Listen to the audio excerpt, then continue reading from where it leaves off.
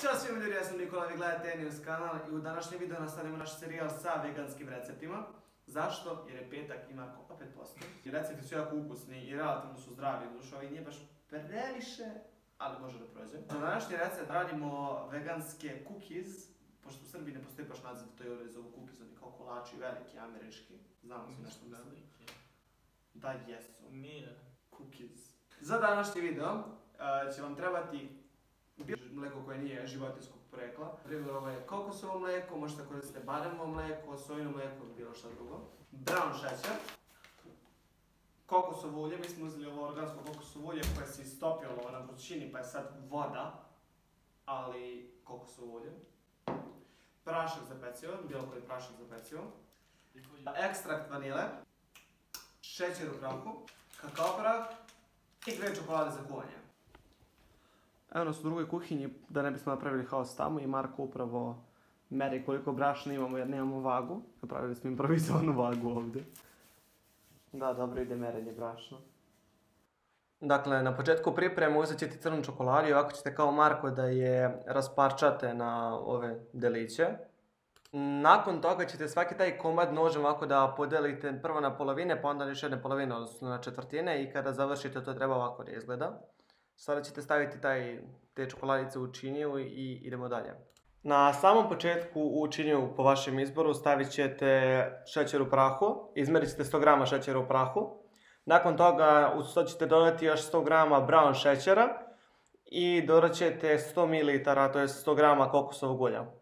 Uzet ćete neku drvenu varaču i sve ćete to mešati dok god se ne sjedini što više. Na početku će izgledati kao da je kremasto, ali pri kraju će vam se činiti kao da je tvrdo, bukvalno će se slepiti i bit će vam jako teško da mešate, tako da nemojte da se uplašite, to je sasvim normalno. Nakon toga dodat ćete još 60 ml kokosovog mleka. U receptu piše da je potrebno 60 ml, ali mi smo stavili malo više jer nam ono nije bilo dovoljno, bilo je previše tvrdo.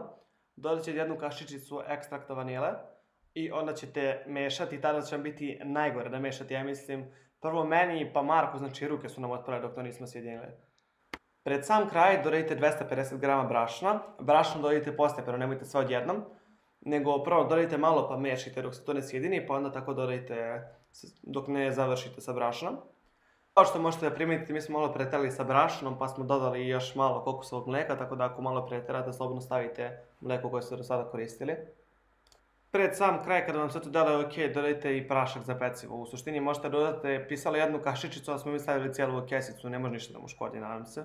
Na samom kraju stavite malo brašna preko ruku da vam se testo ne bi lijepilo i krenite da ga mešate ručno. Ovdje smo mi malo isekli da ne biste gledali jer smo jako dugo mesili ovo testo da bi bilo ovako mekano. I onda krenite postepeno da dodajete crnu čokoladu koju ste na početku isiskali na kockice. Dodajte malo čokolade pa onda mesite dok čokolada ne uđe unutrašnjost testa da bi testo moglo da sakupi svu čokoladu koju ste isiskali, to je 200 g čokolade. Kada po vašoj proceni testo izgleda dobro, znači trebalo bi izgledati otprilike kao naše. Sljedeća stvar koju treba da uradite jeste da preko testa stavite krpu, to je preko činije stavite krpu i da to stavite u frižider i čekajte da odstoji 1 sat.